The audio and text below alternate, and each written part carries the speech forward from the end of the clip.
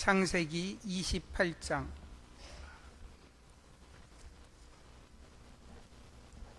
10절부터 22절 말씀입니다.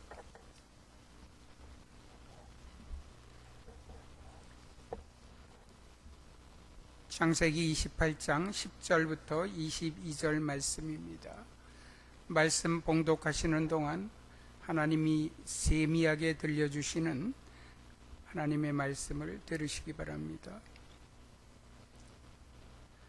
야곱이 브엘세바에서 떠나 하란으로 향하여 가더니 한 곳에 이르러는 해가 진지라.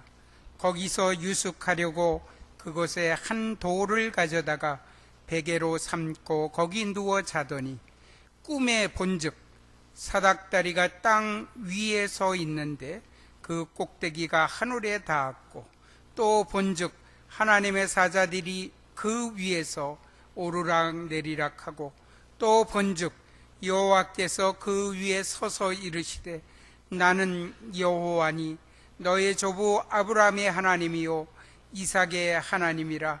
내가 누워있는 땅을 내가 너와 내 자손에게 주리니 내 자손이 땅의 특길같이 되어 내가 서쪽과 동쪽과 북쪽과 남쪽으로 퍼져 나갈지니 땅의 모든 족속이 너와 내 자손으로 말미암아 복을 받으리라. 내가 너와 함께 있어 네가 어디로 가든지 너를 지키며 너를 이끌어 이 땅으로 돌아오게 할지라. 내가 내게 허락한 것을 다 이루기까지 너를 떠나지 아니하리라 하신지라. 야곱이 잠이 깨어 이르되 여호와께서 과연 여기 계시거늘 내가 알지 못하였도다. 이에 두려워하여 이르되 두렵도다. 이곳이요 이것은 다름 아닌 하나님의 집이요 이는 하늘의 문이로다. 야곱이 아침에 일찍이 일어나 베개로 삼았던 돌을 가져다가 기둥으로 세우고 그 위에 기름을 붓고 그곳 이름을 베델이라 하였더라.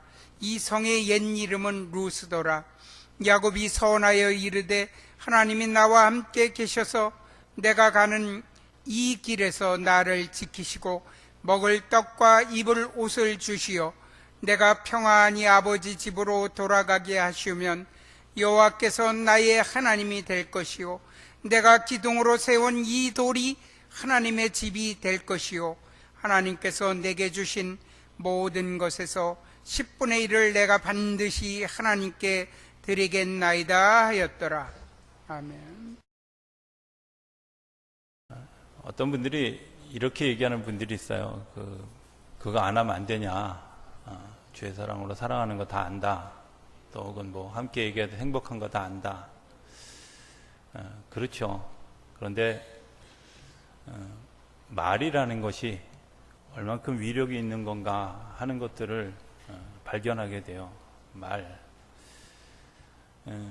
제가 한 30대 후반 때부터 계속 가졌던 마음이기도 하고, 지금도 아마 특별한 변수가 없으면 변하지 않을 영원한 기도 제목이 하나 있는데, 그것은 내가 어떻게 죽을까, 내가 어떻게 하나님 앞에 갈까 하는 것을 고민할 때에, 내가 만약에 은퇴하지 않고 현역에 있다면 우리 성도들 한 분 한 분하고 다 같이 예배하면서 한 분 한 분을 다 붙들고 정말 그 아브라함이나 이삭이나 야곱이나 모세가 했던 그런 그 축복처럼 성도들 한 사람 한 사람 축복하고, 그리고 하나님 앞에 갈 수 있었으면 좋겠다.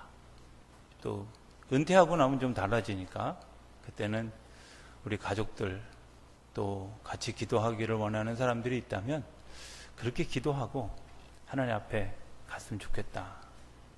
제가 30대 때부터 가졌던 기도 제목입니다. 세 가지가 전제되어야 되죠. 끊임없이 하나님과 가까워지는 영성이 있지 않으면 불가능하고요. 또 내가 언제 하나님이 나를 부를 줄 아는 그런 그 믿음의 고백이 분명해야 하고요. 또 하나는 그게 받아서 유익한 거여야지 괜히 억지로 와서 받는 거면 참 불편한 거잖아요. 이런 교통함이 있어야 되지 않았을까 이런 생각을 하게 됩니다. 그러면서 말이 뭘까? 언어 이런 게 뭘까? 이제 이런 생각을 하게 됐죠. 창세기 27장에 나오는 혼돈의 사건이 일어났습니다. 창세기 27장에 보면 뒤죽박죽되는 그런 일들이 일어나죠. 에서가 받아야 될 축복을 야곱이 가로채고 그 안에서 모종의 암투가 일어나는 일들이 벌어지고 가정이 완전히 풍지박산 난 것 같은 그런 그 위태로운 상황 가운데 이제 이 일들을 처리해야 되는 그런 그 아버지 이삭의 고민이 그 안에 있었을 거다. 어떻게 하면 우리 그 전체 가족이 다 치유되어지고 회복되어질 수 있을까? 뭐 그 얘기를 이미 수요일 날 제가 다 했기 때문에 더 거론하지 않겠습니다만은, 그러면서 야곱을 떠나보내면서 이 이삭이 야곱에게 굉장히 중요한 한마디를 합니다. 그게 뭐냐면 가서 이방 민족하고 결혼하지 말아라 하는 얘기입니다. 저는 말이라는 게 그렇다고 생각합니다. 이 말을 했을 때 두 가지. 하나는 하나님을 만날 수 있는 통로가 되어질 수 있는가? 아니면 하나님을 만날 수 있는 통로가 막히는 것들에 대해서 하지 말라고 말해 줄 수 있는가? 어쩌면 굉장히 중요한, 삶을 살면서 아주 중요하게 생각해야 될 것 하나, 내가 하나님을 만나고 그 하나님이 나의 삶을 이끄는 축복이 우리 안에 임하여야 한다면, 우리가 전하는 말 한마디 한마디가 하나님을 만날 수 있는 모티브가 되어지고 하나님을 만날 수 있는 통로가 되어지고 하나님 만난 것 때문에 행복해할 수 있는 능력이 되어질 수 있다면 우리는 말을 참 잘하는 거다, 이런 생각을 하게 됩니다. 반면에 오늘 본문에 나오는 것처럼 이거는 좀 안 했으면 좋겠다, 하지 않았으면 좋겠다, 적어도 그런 말, 하나님이 이 일을 하는 것 때문에 하나님의 축복의 통로가 막히는 일을 경고해 줄 수 있는 말, 이걸 할 수 있다면 그 사람은 말을 참 잘하는 사람이다, 건강한 사람이다, 이런 생각. 오늘 우리가 교회 공동체 안에서 어떤 말을 할까? 내가 당신을 사랑합니다, 함께해서 하게 돼서 행복합니다, 더불어 같이 있으니 행복합니다, 이런 이야기를 나누는 것은 저는 교회 공동체 안에서 반드시 해야 될 일이고, 이 말에 반대되는 일은 오히려 하지 않아야 되는 일들이라고 생각이 되어집니다. 저는 여러분들 한 분 한 분을 주님의 사랑으로 사랑합니다. 여러분들과 함께 예배하게 되는 것이 너무 행복합니다. 그것이 늘 우리의 고백이 되어줄 수 있게 되기를 기대합니다. 그 말이 어떤 효과가 있을까? 어떤 효과가 있을까? 야곱의 길을 떠나는 야곱에게 마치 쫓겨가듯이 두려움을 가득 안고 세상을 향해, 미지의 세계를 향해 걸어가는 야곱에게 어떤 힘이 될까? 시편 38편에 보면 병든 사람이 겪는 5가지 고통을 시편 기자가 고백합니다. 첫 번째는 내가 병들어서 고통스럽고, 두 번째는 내가 혼자 되어지는, 병든 것 때문에 처음에는 이렇게 입원하고 또 병든 가운데 있으면 처음에 뭐 한 두 주, 좀 심하면 뭐 한 2-3달 정도는 잘 찾아가고 막 돕고 하는데, 시간이 지나가면 지나갈수록 아무도 찾아오는 사람도 없고 기도해 주는 사람도 적은 것 같고, 그래서 병든 사람이 반드시 뒤쫓아오는 그런 그 두 번째 아픔이 뭐냐? 나 혼자 되는 것 같은 그런 아픔. 그리고 거기서 끝나는 게 아니라 또 다른 아픔이 다가오는데, 시편 38편에 보면 이렇게 얘기해요. 이 사람이 병든 원인이 이런 것 때문에 그랬대 라고 이야기하는, 뜬구름 잡는 음모와 같은 일들 때문에 또 고통을 겪는다는 거예요. 그 사람이 어떻게 고통을 겪게 되었는지 뭐 이런 것을 객관적인 입장에서 바라보고 평가하는 것 같지만, 그것이 정작 당하는 본인에게는 굉장히 고통스럽고 어려운 시간이란, 이것 때문에 파생되어지는 일들이 근심하고 걱정하고 두려워하는 그런 일들이 4번째 고통이고요. 그리고 5번째 고통이 그런 것 때문에 겪는 부당한 대우와 선을 행하는, 병들어서 내가 하나님을 바라볼 때 반드시 나타나는 현상이 뭐냐면 회개하고 내가 거룩한 길을 걷겠다고 결심하는, 그런데 그것에 대해서 방해하고 반대하는 그런 고통들이 시편 38편에 나오는 고통이죠. 자, 지금 야곱이 겪는 고통, 아마 이 정도의 고통보다도 더 심한 고통, 어쩌면 이렇지 않을까요? 길을 떠나면서 맹수를 만나면 꼼짝없이 죽을 수밖에 없는, 홀로 되어질 수밖에 없는 고통, 그리고 부모로부터 떠나져서 아무도 자기를 보호해 줄 수 없는 그런 고통들. 지금도 사실은 시골에 가면 시족 중심으로 사회가 운영이 되어지고 그러다 보니까 텃세라는 것이 있고 그랬지만, 그 시대에는 다른 민족을 만나면 적으로 간주하고 죽였던 시대, 언제 내가 어떤 상황 가운데 죽을 수밖에 없는 그런 상황 가운데 과연 그때 내가 정말 의지할 수 있는 힘이 뭘까? 내가 도대체 그것을 견딜 수 있는 힘이 뭘까?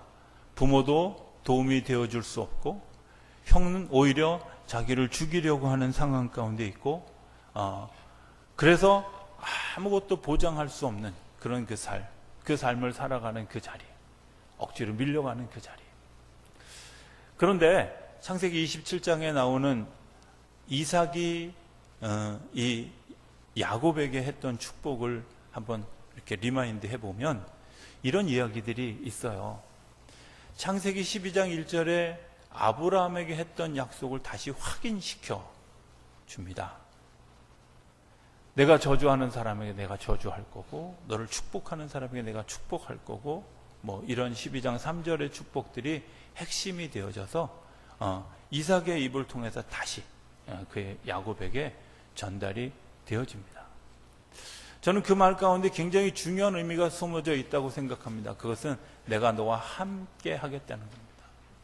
너를 저주하는 사람 내가 그냥 내버려 두지 않고 저주할 거야. 너를 축복하는 사람 내가 그냥 내버려 두지 않고 축복할 거야. 이 말은 하나님이 그 한마디 한마디를 다 들으신다는, 한마디 한마디에 다 귀를 기울이시고 기억하신다. 나는 지금 내가 듣고도 잊어버렸지만, 또 내가 당하고도 잊어버렸지만, 내가 경험하고도 잊어버렸지만, 하나님은 기억하시고 그것들에 대해서 세밀하게, 아주 디테일하게 그것들을 갚아 주시겠다고 하는 것이 하나님의 약속입니다. 별거 아닌 약속인 것 같고 힘없는 약속인 것 같은데, 그 약속이 굉장히 힘이 있는, 그리고 정말 이런 떠난 지경이 되어졌을 때 그 약속이 아니면 견딜 수 없는. 그런데 현실에 부딪혀 보면 그런 약속들이 잊어버려지죠. 언제 그런 약속이 있었어? 언제 그런 게 있었어? 이렇게 생각되어지지 않겠어요? 어쩌면 야곱이 그랬던 것 같이 여겨집니다. 오늘 성경에 나오는 야곱이 그래서 이제 오늘 본문 가운데 그 하란에서 떠나서 이제 삼촌 라반의 집을 향해 가다가 어느 강가에 가서 이제 잠을 자게 되어졌죠. 그죠? 저는 성경의 이야기를 보면서 이런 생각을 하게 됩니다. 참 자연스럽다. 자연스럽다. 부자연스럽지 않죠. 성경의 이야기를 잘 보면 별로 그렇게 부자연스러운 게 없습니다. 오늘 성경에도 보면 이렇게 나와요. 해가 서산으로 지고, 그리고 그 강가에서 잠이 들고, 잠을 잤는데 꿈을 꾸고. 여기 부자연스러운 거 있나요? 없잖아요. 저는 신앙생활이 뭐라고 생각하냐면 자연스러운 거예요. 자연스러운 거. 뭔가 인위적으로 자꾸 뭔가를 하려고 하면 사실은 신앙생활이 아니라 멍해가 되어줄 수 있잖아요. 신앙생활에서 주는 가장 커다란 행복이 저는 세 가지가 있다고 생각하는데, 그 중에 하나가 뭐냐면 기쁜 거예요. 그죠? 기쁜 거예요. 믿으십니까? 예, 동의되십니까? 예, 하나님 우리에게 주시기를 원하시는 거, 기쁨을 주시는. 근데 제가 주일날마다 이렇게 앞에 서서 설교할 때마다 제가 늘 느끼는 것은 이분들이 예수 믿는 사람 같지 않은 때가 너무 많아. 왜? 인상 쓰고 나를 이렇게 쳐다보는지 몰라. 교회 올 때도 좀 웃으면서 오면 얼마나 좋아. 오늘 새벽에도 제가 얘기했는데요. 아니, 하나님이 주신 기쁨을 하나님이 쳐다볼 때, 제가 쳐다볼 때도 그런데 하나님이 쳐다볼 때, 야, 내가 전이들한테 기쁨을 줬는데 왜 전이들은 저렇게 인상을 쓰고 다닐까? 불편하지 않겠어요? 예? 자연스럽잖아요. 그죠? 저는 그렇게 생각해요. 하나님이 우리에게 주신 굉장히 큰 축복 중 하나가 뭐냐? 기쁨이죠. 기쁨. 기쁜 사람은요, 자연스러워요. 인위적으로 뭘 하려고 하지 않아요. 예배를 내가 인위적으로 드리려고 하다 보니까 힘든 거죠. 아닙니다. 그냥 내가 감사한, 하나님이 내게 주신 은혜가 감사해서, 내게 주신 그런 것들이 감사해서 그냥 내가 하나님 앞에 예배할 때 찬송가 가사 하나를 이렇게 불러도 힘이 나고 능력이 되고, 그죠? 성경 한 구절을 읽어도 그것이 내 귀에 쏙쏙 들어오고 내 심장 속에 갇히고, 이런 일들이 당연히 일어나지 않겠어요. 기쁘죠. 기쁜 사람들이 느끼는 게 뭐냐? 평강이에요, 평강. 어떤 시련이 오고 어떤 어려움이 올지라도 하나님이 나와 함께 하신다. 이게 붙들어지면 어렵지 않죠. 그렇잖아요. 자, 그 다음에 세 번째, 제가 아까 얘기하려고 했던 건 자연스러움입니다. 자연스러움. 신앙생활에 있어서 굉장히 중요한 것, 부드러움, 자연스러움, 이런 일들이 우리 안에 자주 놓쳐지는 일들이라는 거죠. 신앙생활을 오래 하다 보면 하나님을 예배하고 하나님을 부르는 일이 너무 자연스럽죠. 그렇잖아요? 내가 의식적으로 하나님 이렇게 부를까? 이렇게 생각해서 부르는 사람 없어요. 아, 내가 밥을 갖다 놨으니까 기도해야지? 이런 거 아니잖아요.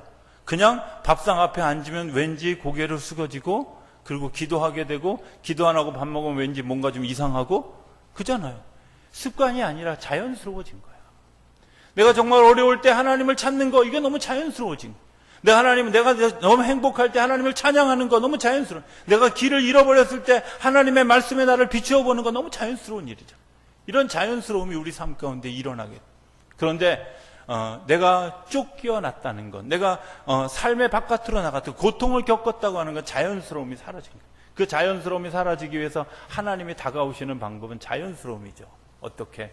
길을 떠났고 어딘가서 쉬어야 되고, 쉬는 곳에서 저녁이 되고, 그리고 잠을 자게 되었는데 잠을 자는데 꿈을 꿔. 너무 자연스럽잖아요. 꿈의 내용이 어려운가요? 저는 꿈의 내용도 그렇게 어려운 내용이 아니라고 생각해요. 사실은 가끔 이제 저에게 꿈 꾸고 와서, 목사님 이거 꿈을 꿨는데 이게 무슨 내용이에요? 이렇게 물어보는 사람들이 있어요.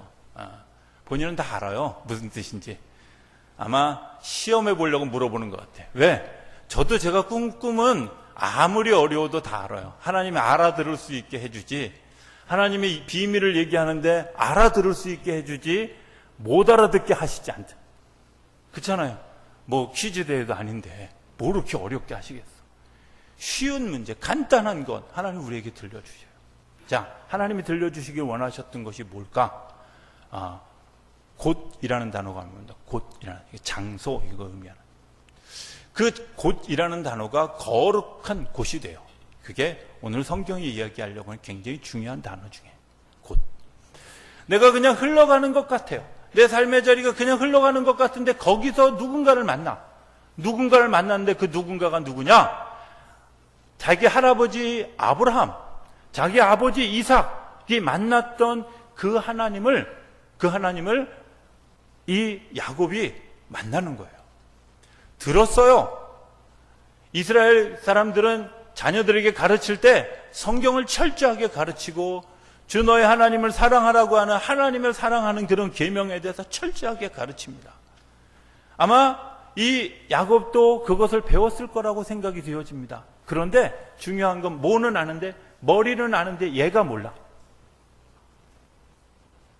성경에 보면 15절에 이렇게 얘기합니다. 28장 15절에 하나님이 나와 하는데 어디로 가든지 지키고 이끌어 이 땅으로 돌아오게 해야 되는데, 이 모든 것을 허락할 때까지 너를 떠나지 아니하리라 하셨다. 이게 꿈의 내용이에요. 근데 16절에 가면 바로 뭐라고 얘기하냐면, 야곱이 잠이 깨어 이르되 여호와께서 과연 여기 계시거늘 내가 알지 못했다. 하나님이 나와 함께 하시고 계셔요. 하나님이 나와 동행하시고 있고요. 내가 지금 이 구스 땅까지 오도록까지 하나님이 나를 이끌어 오셨어요. 나를 붙들고 오셨어요. 나의 등 뒤에서 지켜주고 오셨어. 나와 함께 하신다고 약속도 해주셨어. 그런데 나는 몰랐다는 거야. 왜 몰랐을까요? 내가 머리는 듣고 이해는 지식으로는 이해했는데 뭐가 못 느껴요? 가슴으로 못 느껴요. 오늘 신앙생활하면서 많은 사람들이 성경의 이야기를 듣고 설교도 듣고 말씀도 듣고 간증도 듣고 압니다. 하나님이 누군지 잘 아는 것 같아요. 그런데 어떤 때 뭐가 중요하냐? 그 하나님이 여기 계셨는데 내가 알지 못했다고 하는 사실을 아는 일이 중요하다. 하나님이 나와 함께 하셨어. 하나님이 나와 함께 하신 것을 하면 이 어려움이 어려움이 아니라 이 어려움을 통해서 주실 하나님의 놀라운 계획들을 발견하게 되는 줄로 믿습니다. 그렇잖아요. 어려움은 어려움이 아니라 이 어려움 속에서 나와 함께 하시는 하나님을 만나는. 정확히 기억할 수는 없는데 제가 기억하기에 우리가 지난 사순절에 읽었던 책의 서문에 보면 이덕주 교수가 이런 이야기를 그곳에 썼던 것을 기억합니다. 이삭은 아버지가 파놓은 그 우물에서 하나님을, 아버지를 인도하셨던 하나님을 만났다. 표현이 너무 아름다워서 제가 기억하고 있습니다. 그 아버지가 파놓은 우물, 나와 함께 하시는 하나님, 그 우물 때문에 전쟁도 일어나고 우물 때문에 억울한 일도 당하고 쫓김도 일어났던 그런 그 자리, 그런데 그 자리에서 이삭이 누굴 만났다고요? 나를 인도해 주셨던 그 하나님을 만났어요. 야곱은 그 아버지를 만나 주셨던 하나님을 어디서 만났을까요? 바로 오늘 이 자리죠. 오늘 이 자리. 나는 그냥 의미 없이 그냥 저녁 때가 되어져서 더 이상 갈 힘도 없고 더 이상 갈 능력도 없고 더 이상 갈 수도 없는 그런 그 상황 가운데서 나는 이곳에 돌베개를 베고 누웠지만 하나님이 그곳에서 나와 함께 하시는 하나님인 것을 만나게 해 주셨어요. 어쩌면 그 자리가 이삭이 만났던, 아브라함이 만났던 그 하나님을 야곱이 만나는 자리. 그리고 그 자리를 성경은 뭐라고 얘기하냐면 베델이라고, 하나님의 집이라고. 하나님은 성전에 계신다, 이렇게 얘기하잖아요. 하나님 성전에 계신다. 그렇죠? 그럼 성전에서 여러분들을 누굴 만나시겠습니까? 어쩌면 성전에 오는 동기는 각기 다를 수 있습니다. 어떤 사람은 그저 지나가다가, 또 저 같은 경우는 태어나기도 전에 부모의 강요에 의해서 그래서 교회 다니게 된 사람도 있습니다.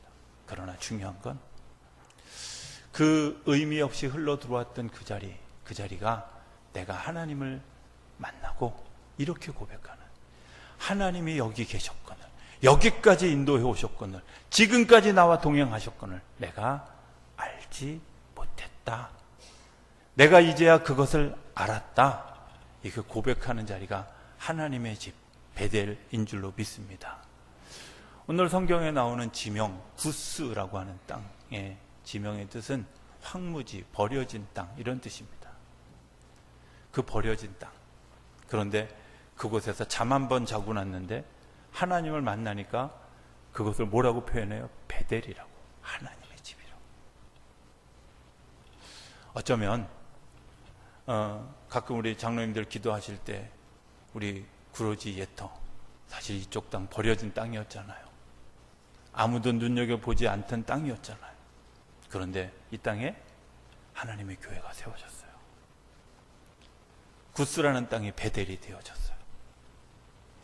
어쩌면 우리 성도들이 가는 그 자리가 다 구스일지 모릅니다. 그러나 그것을 베델로 만드는 능력을 위해서 하나님이 우리와 함께 하시는 줄로 믿습니다. 이제 우리에게 중요한 것 하나가 있습니다. 이것이 하나님의 집입니다라는 선포입니다. 내가 살아가는 자리가 하나님의 집이라는 선포입니다.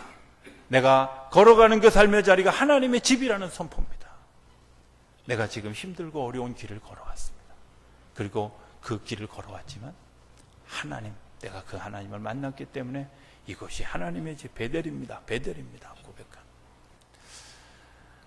이 본문을 배경으로 작사한 한 분의 작사가가 있죠. 야곱이 돌베개 베고잠 같습니다 라는 그 대목을 이렇게 썼던 폴로 아담스라고 하는 여자 영국의 유명한 배우였던 분이었습니다. 부유한 집에 둘째 딸로 자라서 성공한 결혼을 하고 성공한 배우가 되어졌는데 어느 날 폐결핵이 자기에게 찾아와서 자기의 몰골도 말이 아닌, 자기의 삶도 말이 아닌 그런 삶의 자리에 처하게 되어지고, 자기의 가족력 가운데 폐결핵으로 죽은 언니와 폐결핵으로 일찍 죽은 엄마의 가족력을 생각하게 되면서 절망했다. 그런데 어느 날 성경을 읽다 보니까 이 성경 속에 야곱이 돌베개 베고 잤다 하는 그 대목이 자기의 가슴에 와닿은 거예요. 그랬구나. 얼마나 처량할까. 아마 그 아담스라고 하는 사람이 저하고 성향이 비슷한가 봐요. 저는 제일 어려운 자리가 베개거든요. 베개 없으면 잠을 못 자는데 야곱도 그러지 않았을까. 오죽하면 돌베개 베고 잤을까. 이런 생각을 하게 되는데, 그 나의 그 잠을 좌우하는 그 베개, 그런데 그게 너무 딱딱하고 처량하고, 이 아담스라고 하는 사람이 그 처량함을 경험하면서 그 안에서 하나님을 만나는 거죠. 그 돌베개 안에서 그 공통점, 나랑 같이 그곳에 있는데 그곳에서 꿈을 꾸었고 꿈을 꾼 자리에서 사닥다리를 통해서 천사들이 오르락내리락하는 그 광경들을 보면서, 그래, 하나님이 나와 함께 하셨어. 잃어버렸던 그 아담스가 자기의 삶에 그 화려한 시간 동안 잊어버렸던 하나님을 어디서? 그 자리에서 만나. 내가 하나님을 만나는 그 장소가 베델인 줄로 믿습니다. 내가 하나님을 만나는 그 장소가 베델인 줄로 믿습니다. 하나님 우리를 베델로 인도하시기 위해서 예배의 자리로 우리를 이끌어 주시고, 또 오늘 오후부터 시작되는 부흥회의 자리도 우리를 인도해 주시는 줄로 믿습니다. 그 베델인 것을 확인하는 순간 내가 거하고 있는 땅이 구스일지라도 황무지일지라도 하나님 우리의 삶을 베델로 인도해 주실 줄로 믿습니다. 또 하나 중요한 것 하나, 선포하는 자리가 중요합니다. 저는 이 야곱의 선포가 참 야곱답다 이렇게 생각합니다. 성경을 읽으면서 전에 발견하지 못했던 거 하나가 있었는데요. 하나님이 나를 이곳으로 다시 돌아오게 하시면, 이 조건부가 붙었다는 사실을, if가 붙었다는 사실을 제가 몰랐어요. 그동안 한글 성경만 봐가지고 제가 if가 붙었던 조건이잖아요. 아니 그런 조건을 내세우면서 그럼 내가 이렇게 하면 11조를 드리겠습니다. 그런 조건. 그런데 거기에 야곱의 아주 교활하고 얍삽한 면이 있지만 한편으로 생각해 보면 얼마나 고통스럽기에 그런 조건을. 정말 우리가 병들었을 때 그런 사람들이 있지 않습니까? 하나님 정말 어찌할 수 없어서 아무것도 치료가 안 되는 그런 상황 가운데 있을 때 하나님 나를 살려주시면 내가 주의 종이 되겠습니다. 근데 놀라운 건 그렇게 죽지 않고 하나님이 살려주시더라고요. 살려주시고 또 주의 종이 되어질 수 있도록 인도해 가신다. 선포가 되게 중요하잖아요. 조건부일지라도, 내가 가지고 있는 어떤 상황 가운데 있을지라도 하나님이 나와 동행하신다는 선포하는 그 일, 그 일을 통해서 하나님이 일하시고 하나님이 역사하시는 놀라운 능력이 일어나게 되는 줄로 믿습니다. 짧은 간증 하나를 하고 설교를 마치기 원합니다. 제가 알고 있는 분 중에 가수 송창식의 사촌 동생이 있습니다. 기타도 잘 치고 생긴 것도 좀 비슷한 것 같고, 근데 이분이 30대 후반에 간암이 왔습니다. 간경화하고 같이 와서 서울대학병원에서 1999년 12월을 당신이 넘기지 못하고 21세기를 맞을 수가 없습니다. 이게 그분에게 주어진 선포였습니다. 제가 그분 처음 만났을 때, 99년도에 만났는데 처음 만났을 때 얼굴이 까만 데다가 흑인인 줄 알았어요. 찬양을 부르는데 틀리 한 개 막 튀어나오는 30대. 수많은 사람들이 그를 위해서 기도하는데 그가 그 기도할 때 하나님의 그런 약속, 하나님 나 살려주시면 내가 목사가 되겠다는 것도 아니고 선교사가 되겠습니다. 이랬대요. 선교사가 되겠다. 하나님이 기적적으로 그 해를 넘기고 살려주시고 처음 만날 때 권사였는데 강도사가 되고 목사가 되고 그러더니 몇 년 전에 선교사로 나가겠습니다. 자기 부인은 절대 반대하는데 혼자 나가서 캄보디아에 가서 선교사를 하는 그런 그 일들을 얼마 전에 이제 그분하고 통화할 일이 있었는데 목사님 제가 잊어버리고 있었던 게 있었어요. 그게 뭐야? 내가 살려주시면 내가 선교사 하겠습니다. 잊어버리고 있었대요. 그런데 선교지에 나가서 어느 날 보니까 내가 하나님 앞에 했던 약속. 내가 잊어버리고 있을지라도 하나님이 기억하시고 여러분들을 이끌어 가시는 줄로 믿습니다. 내가 어떻게 선포하느냐? 하나님의 집이라고 선포하느냐? 아니면 구스라고 선포하느냐? 저는 여러분들의 한순간 한순간이 베델을 선포하는 그런 믿음의 역사가 일어나는 시간들이 되어줄 수 있게 되길 바랍니다.